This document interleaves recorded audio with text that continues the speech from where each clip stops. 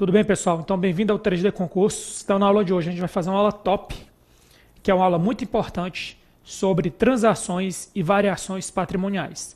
Transações contábeis e variações patrimoniais. A gente vai ver que tem uma relação entre elas. Beleza? Então, vamos para o nosso quadro, que é o que interessa.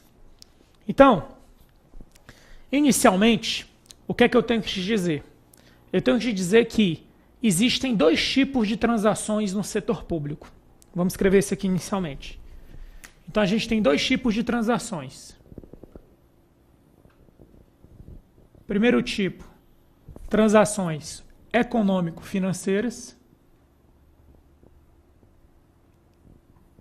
Econômico-financeiras.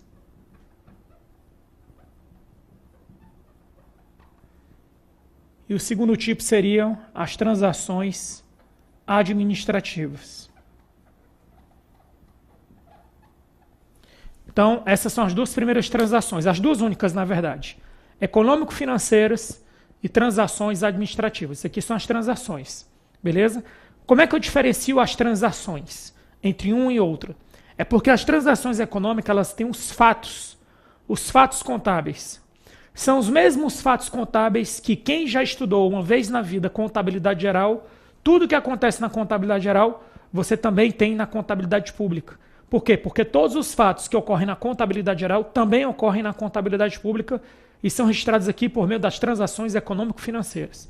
Ou seja, aqui a gente tem os fatos. E esses fatos, eles estão representados pelas variações patrimoniais. Variações patrimoniais, perfeito?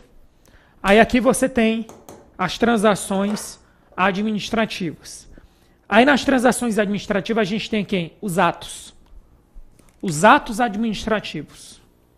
Ou seja, os atos de gestão. E aí o que é que acontece? Só quem pode afetar diretamente o patrimônio são os fatos. Os atos não afetam o patrimônio público diretamente. Eles podem vir a afetar um dia, mas eles não afetam no momento que eles ocorrem o patrimônio. Certo? Aí aqui, eu já vou dar... A gente vai dividir aqui as transações administrativas em dois grupos. Os atos que são atos orçamentários e os atos extra-orçamentários. Por quê? O que é que acontece? Você lendo a NBCT 16.4, você fica com a sensação que você só tem que saber os conceitos. O que é importante, é verdade. Mas você não pode ficar só nisso. Você já tem que ir além, já pensando eventualmente em questões que cobram, certo, determinado evento e perguntam se aquele evento é uma transação econômico-financeira ou se aquele evento é uma transação administrativa. Aí você precisa ter um pouco mais de bagagem. Como se adquirir bagagem? Tendo o maior contato possível com a maior quantidade de eventos. Quanto mais eventos você tiver contato e conseguir categorizá-los, você estará mais preparado para a prova. É o que a gente vai fazer na aula de hoje. Então, o que é que acontece? A gente vai dividir as transações administrativas em orçamentárias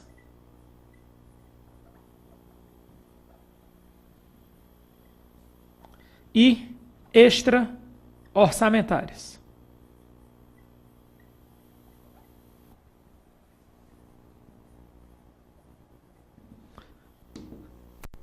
Das transações administrativas orçamentárias, a gente vai ter uma que é muito importante. As orçamentárias, a principal, na verdade, que você tem que saber, seria a aprovação da LOA. É o que eu estou falando de evento. Quanto mais contato com eventos você tiver, melhor. Esse seria o primeiro. Então, exemplo de transação orçamentária. Aprovação da LOA.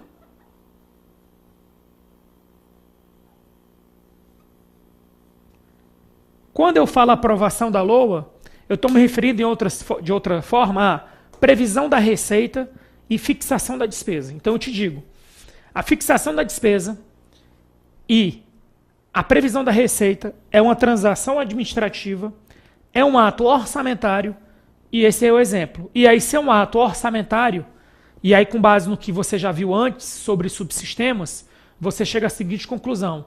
Trata-se então de um evento que utiliza apenas o subsistema orçamentário. Perfeito. É exatamente isso aí. Agora, próximo exemplo. Transação administrativa extra-orçamentária.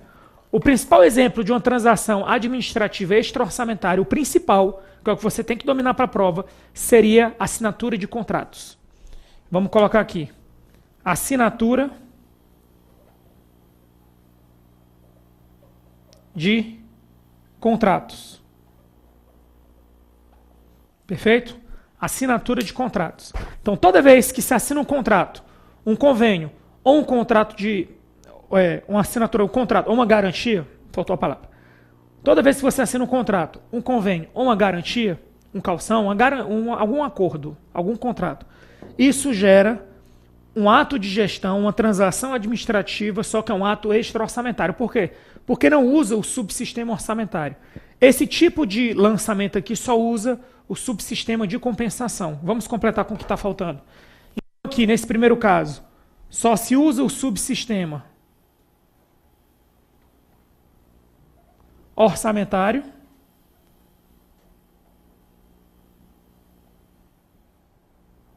E nesse caso aqui de baixo se usa o subsistema de compensação.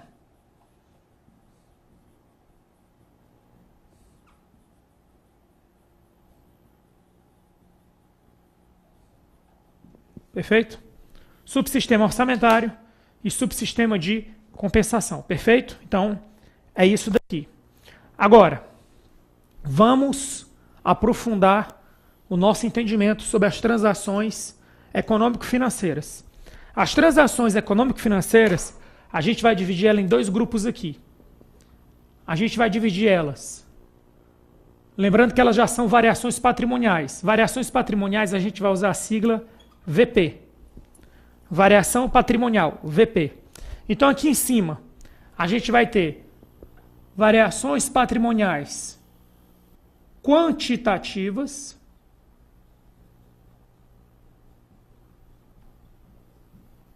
e aqui embaixo a gente vai ter variações patrimoniais qualitativas. Perfeito? Aí vamos dar ênfase no que interessa. Quantitativas, quanti, e qualitativas. Então uma é quanti, outra é quali. Qual é a diferença de uma variação, que isso cai na prova? Qual é a diferença de uma variação patrimonial quanti para uma variação patrimonial quali? É porque a variação quanti, ela altera o patrimônio líquido. A variação quali, ela não altera o patrimônio líquido. E eu vou dar um exemplo disso aqui. Então vamos, antes da gente dar o exemplo, vamos fazer aqui, completar aqui. Aqui, altera o patrimônio líquido. Não altera o patrimônio líquido, mas altera o patrimônio. Perfeito? Então isso é importante você saber, que isso é uma pegadinha de prova. Ou seja, toda variação patrimonial, olha o que eu vou falar agora, toda variação patrimonial altera o patrimônio. Toda variação patrimonial altera o patrimônio. Mas apenas a variação patrimonial quantitativa, além de alterar o patrimônio, também altera o patrimônio líquido. Guardou isso aí? Isso é importante. E aí, para dar um exemplo e caracterizar bem isso aqui, o que é que a gente vai fazer? Vamos colocar aqui o balanço patrimonial. Bem pequenininho, pode ser aqui embaixo mesmo, vai dar certo aqui. Balanço patrimonial, vamos colocar aqui ativo, passivo e o patrimônio líquido. Perfeito? Imagine que você tem aqui, para a gente até trabalhar algumas coisas, imagine que você tem aqui um caixa, imagine que você tem aqui veículo,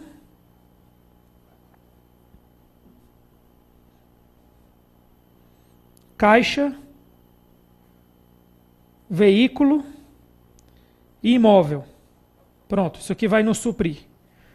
E vamos colocar aqui só isso mesmo. E aí vamos colocar aqui do outro lado, nesse lado aqui mesmo, caixa. Vamos colocar aqui R$200, veículo 50, imóvel 100. Então aqui a gente vai ter um PL de 350. Perfeito? O importante não é o montante do valor. O importante é a ideia. Lógico que nada disso custa esse valor aqui, veículo imóvel. O importante é ter uma ideia, beleza? Então aqui a gente tem o balanço patrimonial, temos o ativo, o passivo e o PL. O que é que a gente vai fazer agora? A gente vai fazer alguns exemplos aqui, primeiramente usando o que a gente já viu, sobre transações administrativas. Depois eu falo sobre as transações econômico-financeiras. Primeira coisa que eu vou te perguntar, e vou responder também, lógico, a ideia aqui é forçar você a raciocinar e já dar a resposta depois que você fizer a devida reflexão. O que é que acontece? A gente tem aqui o balanço patrimonial. Aí deixa eu te fazer uma pergunta. Suponha que a LOA foi aprovada. Quando a LOA é aprovada, alguma dessas contas é afetada? Resposta, não.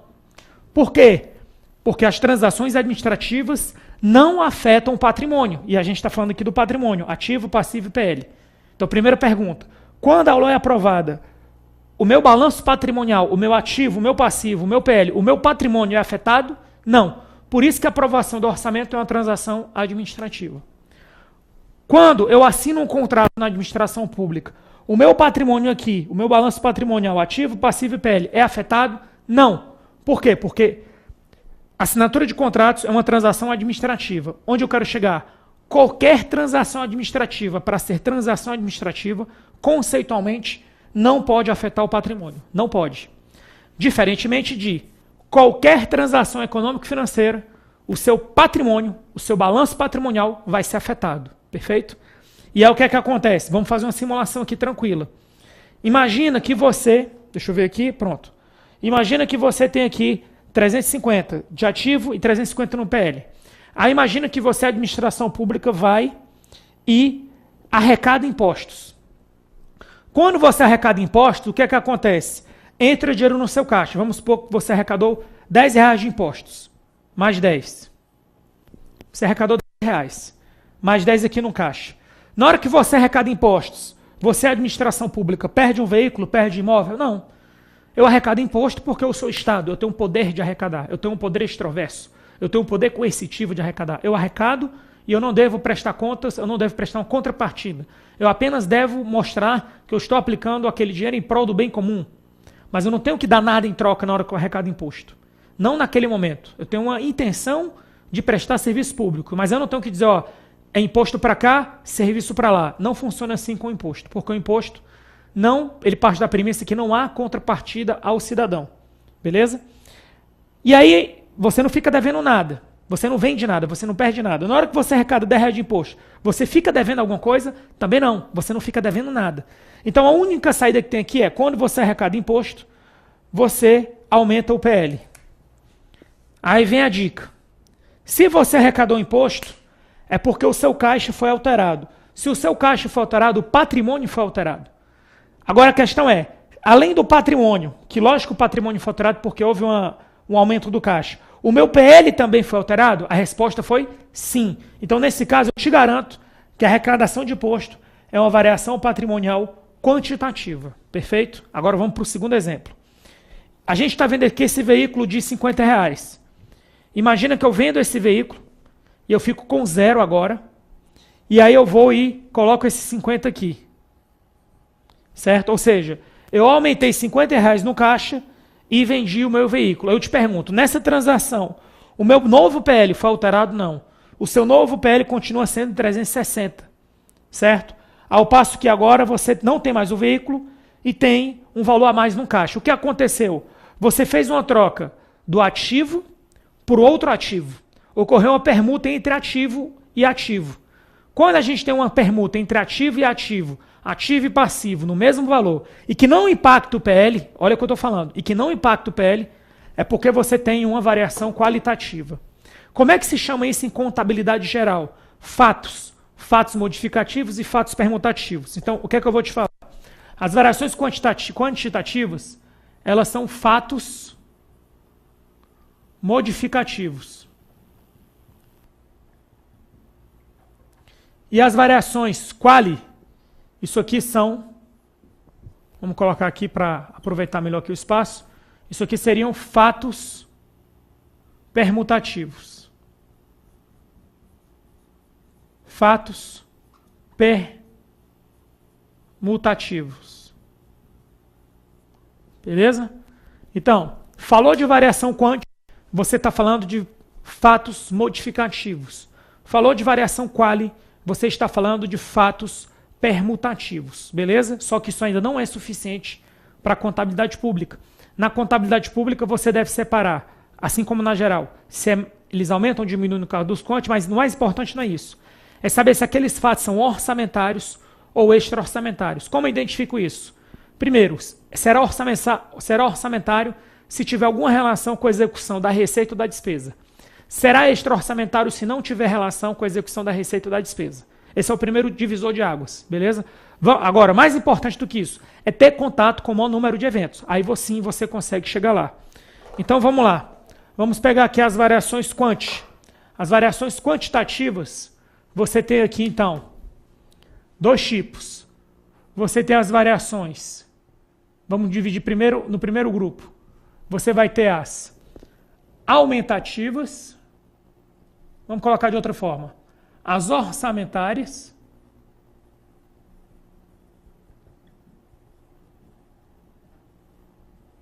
E você vai ter as extra-orçamentárias.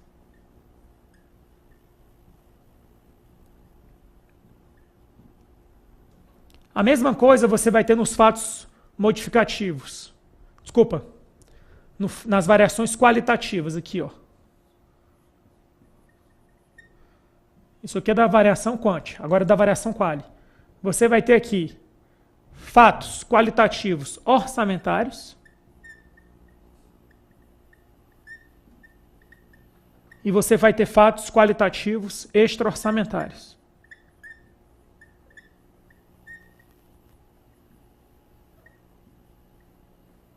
Perfeito? Então seria isso daí. Aí como é que a gente faz agora? A gente fez o primeiro divisor de águas, variações quantitativas orçamentárias e variações quantitativas extra-orçamentárias. Variações qualitativas orçamentárias e extra-orçamentárias. Olha a dica que eu vou dar, que é uma dica óbvia. Independente de ser orçamentário ou extra, o importante é que no final o PL tem que estar alterado. Repetir, independente de ser orçamentário ou extra, o importante é que no final o PL tem que ter sido alterado. Aqui, independente de ser orçamentário ou extra-orçamentário, o importante é que no final o patrimônio tem que ter sido alterado e o PL tem que ter permanecido inalterado. O que está faltando? A gente tem ainda uma segunda divisão e depois a gente tem que ir para os exemplos e aí você fica craque. É assim que funciona. Então, vamos continuar. Dentro das variações quantitativas orçamentárias, a gente vai dividir ela em duas. A gente vai ter aqui as aumentativas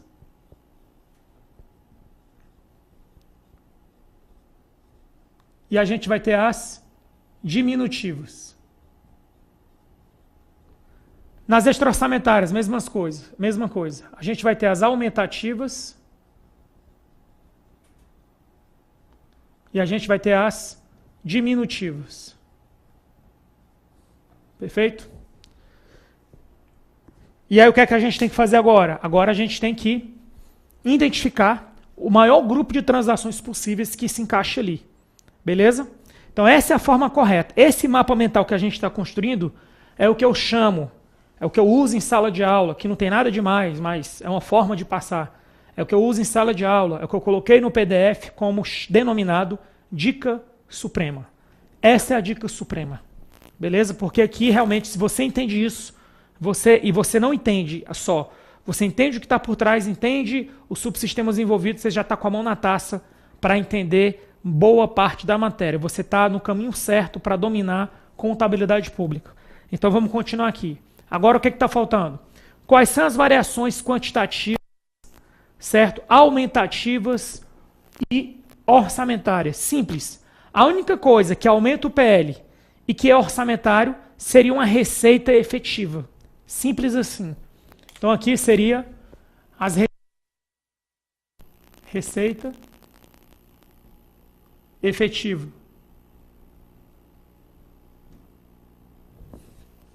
Receita efetiva. Então, exemplos de receita efetiva. Receita efetiva seria arrecadação de impostos, arrecadação de contribuições, arrecadação de serviços, arrecadação de aluguéis. Tudo isso seriam receitas efetivas. Beleza?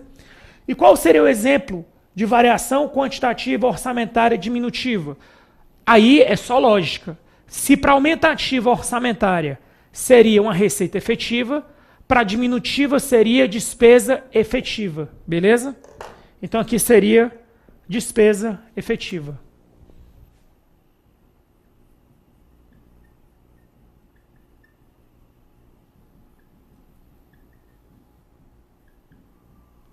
Despesa efetiva.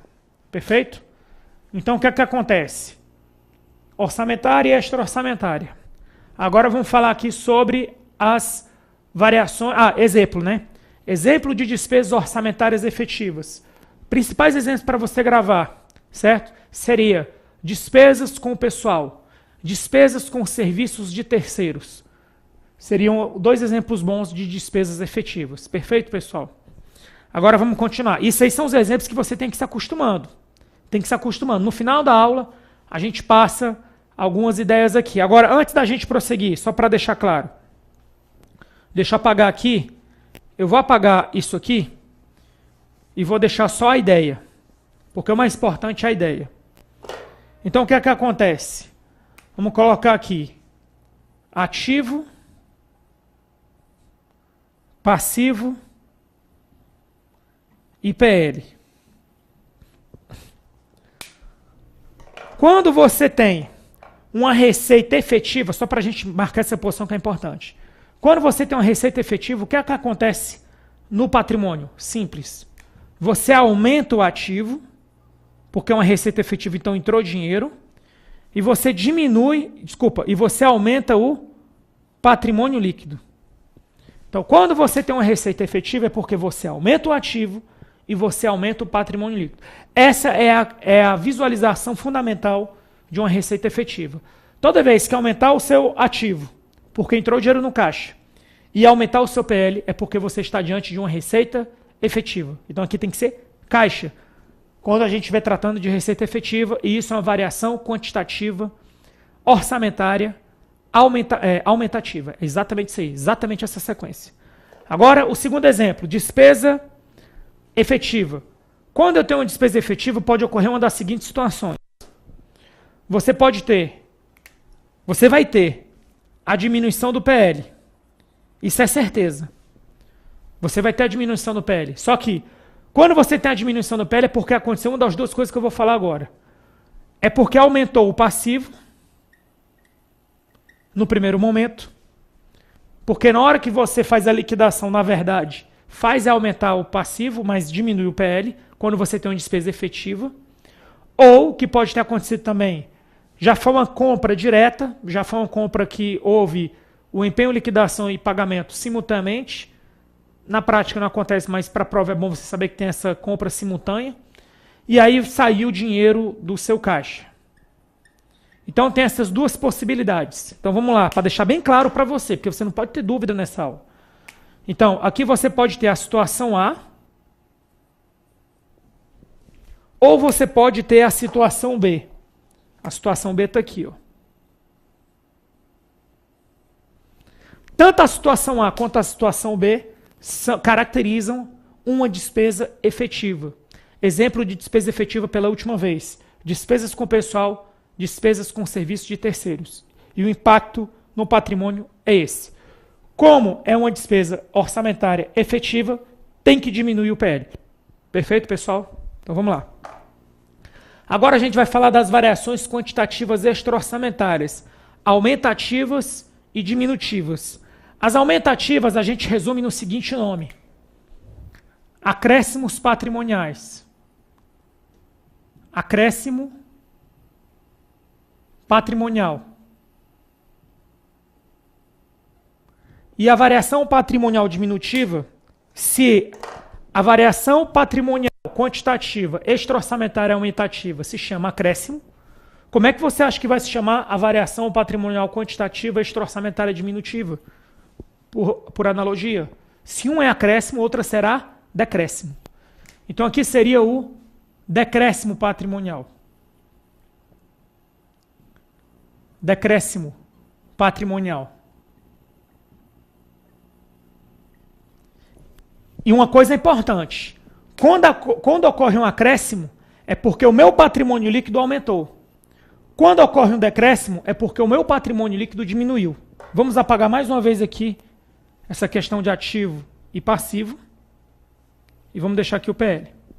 Então, olha o que eu vou falar para você aqui agora. Quando aumenta o ativo e aumenta o PL, ou diminui o passivo e aumenta o PL, é porque, e não tem nada a ver com receita ou despesa, isso é importante. Ó. Toda vez que aumenta o ativo e aumenta o PL, vamos colocar aqui o código A, situação A. Toda vez que aumenta o PL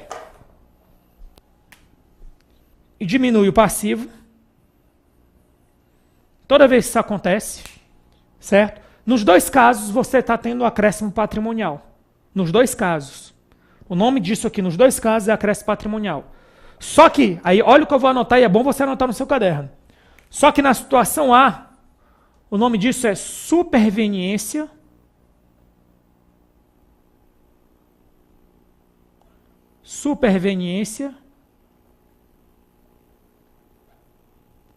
do ativo. Superveniência do ativo. E no segundo caso, que seria a letra B, o nome disso seria insubsistência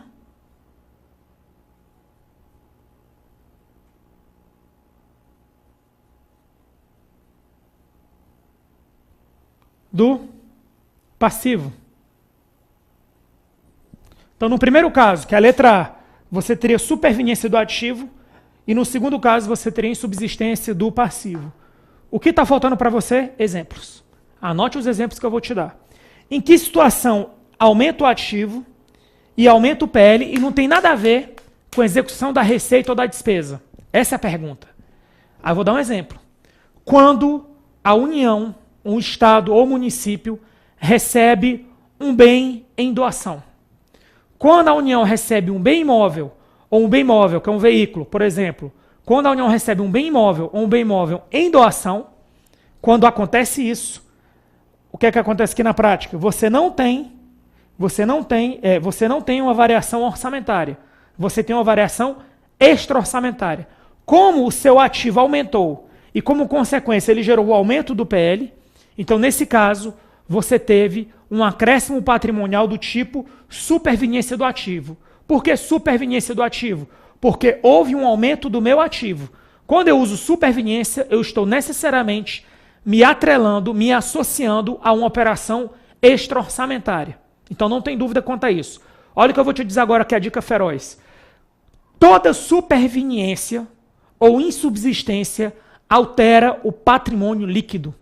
A diferença é que algumas superveniências e insubsistências aumentam o patrimônio líquido. Algumas superveniências e insubsistências diminuem o patrimônio líquido. Depende do complemento, depende do que vem depois. Nesse caso, tanto a superveniência do ativo quanto a insubsistência do passivo aumentam o patrimônio líquido.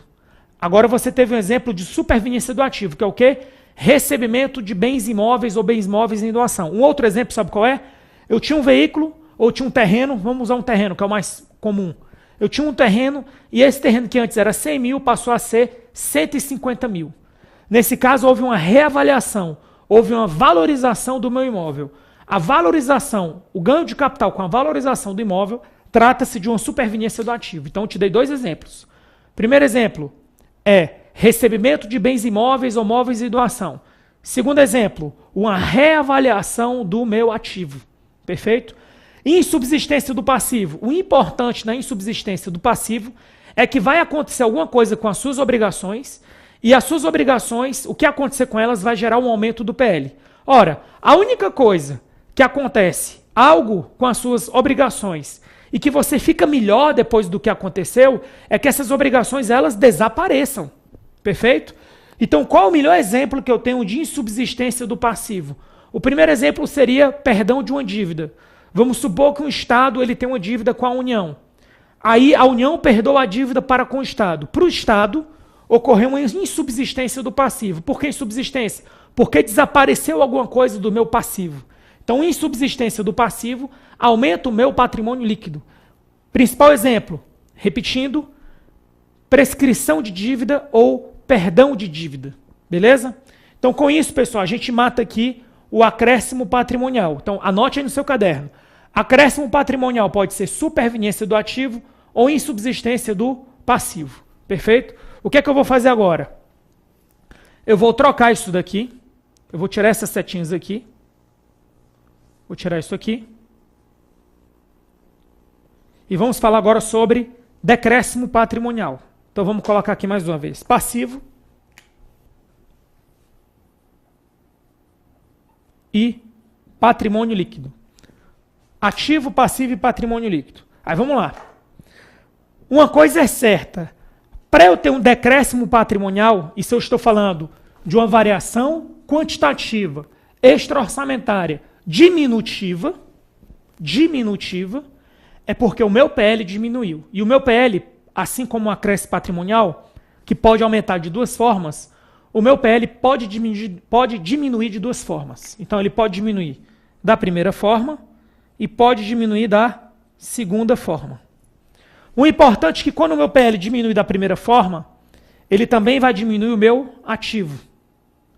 Quando o meu PL diminuir da segunda forma, é porque ele vai aumentar o meu passivo. Então vamos lá, vamos dar os exemplos. Mas antes dos exemplos, os conceitos. Então na situação A, que seria essa daqui, ó, situação A, situação A. Na situação A é porque você teria, certo? Uma insubsistência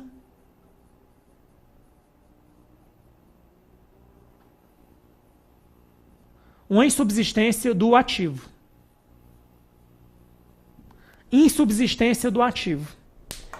E na situação B, é porque eu tive uma superveniência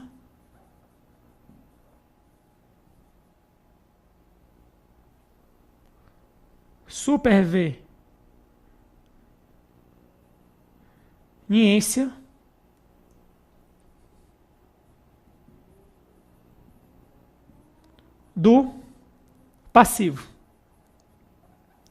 Muita atenção no que eu estou escrevendo aqui. Na situação A, você teve uma insubsistência do ativo. Na situação B, você teve uma superveniência do passivo.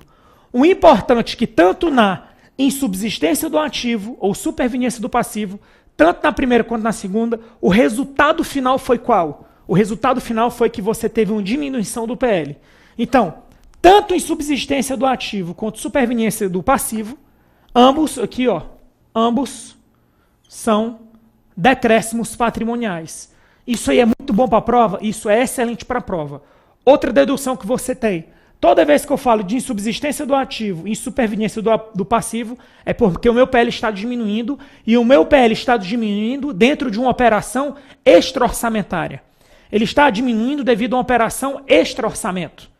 E se é uma operação extra-orçamento, com certeza eu não vou usar o subsistema orçamentário de jeito nenhum. Não vou usar. Beleza? O que está faltando para você ficar com o primeiro contato, para começar a ir bem nas provas, além do que eu falei até aqui, relacionado à insubsistência do ativo e superveniência do passivo? Está faltando você ter contato com alguns exemplos. Então vamos a alguns exemplos e você anota aí. Qual é um exemplo que diminui meu ativo e diminui meu PL e que não houve execução da receita ou da despesa? Simples. Primeiro exemplo, depreciação. Então, quando ocorre a depreciação de um bem móvel ou imóvel, a depreciação ela não sai dinheiro, então ela não é uma despesa, e a depreciação ela diminui o valor do bem. Como ela diminui o valor do seu ativo, então a depreciação é uma insubsistência do meu ativo. Um outro exemplo, o teste de imparidade. O que é um teste de imparidade? É a redução do valor recuperável. É uma reavaliação negativa do bem. Ou seja, o seu carro sofreu uma batida. Ele vai perder o valor. Ele não vai perder o valor só porque ele foi utilizado. Ele vai perder o valor porque teve um fator externo que diminuiu o valor recuperável dele. Então, nesse caso, a redução ao valor recuperável, que é a diminuição do seu ativo, gera uma redução do PL, isso é uma insubsistência do ativo. 2 exemplos para você. Eu vou dar mais 2 exemplos ainda, porque insubsistência do ativo tem mais. Eu lembrei de 2 aqui ainda. Um segundo exemplo de insubsistência do ativo é a morte de um semovente. O pessoal gostava muito de cobrar isso em prova. O que é um semovente? É um animal, é um bezerro, né? É um mamífero, digamos assim. Então, a morte de um semovente é uma insubsistência do ativo. Um outro exemplo que eu já vi cá em prova também, roubo de um veículo. O veículo da administração pública foi roubado. Se o veículo foi roubado, é porque diminuiu o valor do seu ativo. E quando esse valor do seu ativo diminuiu, não foi porque entrou dinheiro, né? Nenhum ladrão que rouba um veículo, olha, eu estou levando o veículo, mas o dinheiro está aqui. Não rola isso. Então o veículo sai e tchau. Você perdeu um bem. Então o seu PL também diminuiu. Então eu te dei 4 exemplos. Quais são os 4 exemplos? Depreciação, teste de imparidade, redução ao valor recuperável, morte de um semovente e o que mais que eu falei aqui? Roubo de um veículo. 4 exemplos de insubsistência do ativo. Todos esses exemplos são decréscimos patrimoniais. Perfeito? Beleza. Agora o que acontece? Vamos falar aqui sobre superveniências do passivo. O que seria uma superveniência do passivo? Surgiu, aumentou o seu passivo, ou seja, aumentou as obrigações e não entrou nada em troca. Você apenas ficou sabendo, olha, você não estava devendo nada, a partir de agora você está devendo. Mas o que eu fiz? Aí o cara vai dizer, nada. Você não fez nada. Não é bem assim, é só para dar uma história. Você não fez nada, mas agora você está devendo. Olha, se eu não fiz nada, se eu não entrou dinheiro, e se eu passo a dever, então surgiu uma obrigação que eu não estava esperando. Essa obrigação que surgiu, que você não estava esperando, ela vai para o seu passivo. No momento que essa obrigação surge no seu passivo, o seu patrimônio líquido também diminui. O que está faltando para você destruir isso aqui? Exemplos. Vamos dar 2 exemplos aqui, um exemplo pelo menos, de superveniência do passivo. Então, o primeiro exemplo é o que a gente chama de encampação de dívidas. Então, o exemplo clássico é esse aqui. A União, o Estado, na verdade, quer tomar um empréstimo junto com o banco. E o banco exige como garantidora do empréstimo do Estado a União. A União entra como garantidora, assina um contrato. A garantia. Na hora que a União assina a garantia, isso é apenas uma transação administrativa extra-orçamentária. É o que a gente já viu aqui. Nesse primeiro momento, o patrimônio da União não é afetado. Só que o Estado dá o calote. O Estado não paga o banco. Quando o Estado não paga o banco executa a União porque a União garantiu o empréstimo. Quando a União toma ciência que ela está devendo o empréstimo, ela vai encampar naquele primeiro momento a dívida do Estado. Quando a União encampa a dívida do Estado, ocorreu uma superveniência do passivo. Esse é o primeiro exemplo.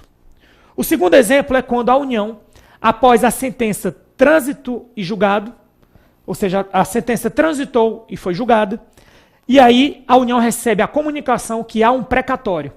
Quando a União reconhece um precatório, porque recebeu a comunicação formal do judiciário, nesses casos também surge uma superveniência do passivo. Então, a superveniência do passivo tem esses 2 exemplos. Beleza, pessoal? Então, isso é o que você precisa saber sobre as variações quantitativas, orçamentárias e extra-orçamentárias. O que é que a gente viu até agora? Recapitulando. A gente viu até agora as transações administrativas, orçamentária e extra. A gente viu inclusive os exemplos. A gente viu as transações econômico-financeiras, que são as variações quant e variações quali, apenas conceitos. Depois a gente detalhou ao máximo as variações patrimoniais quant em orçamentária e extra, dividindo elas em aumentativas e diminutivas, aumentativas e diminutivas. Exemplo de variações patrimoniais quantitativas, orçamentárias, aumentativas, receita efetiva, diminutiva, despesa efetiva. Exemplo de variações patrimoniais quantitativas extra-orçamentárias, aumentativas, acréscimos patrimoniais. Quem são os acréscimos patrimoniais? Superveniências do ativo e insubsistências do passivo. Exemplos de variações patrimoniais quantitativas extra-orçamentárias diminutivas. Decréscimo patrimonial. Quem são os decréscimos patrimoniais? Insubsistência do ativo e superveniência do passivo. O que é que a gente vai fazer agora? Até porque já estamos gravando há muito tempo. Vamos dar uma pausa rápida. Daqui a pouco a gente volta e aí nem vou mexer no quadro. E a gente volta com quem? A gente vai voltar com as variações qualitativas para encerrar essa parte da aula. E aí na sequência a gente passa os slides para ver se tem mais alguma coisa remanescente ou alguma coisa a mais a ser explorada. Beleza, pessoal? Até daqui a pouco.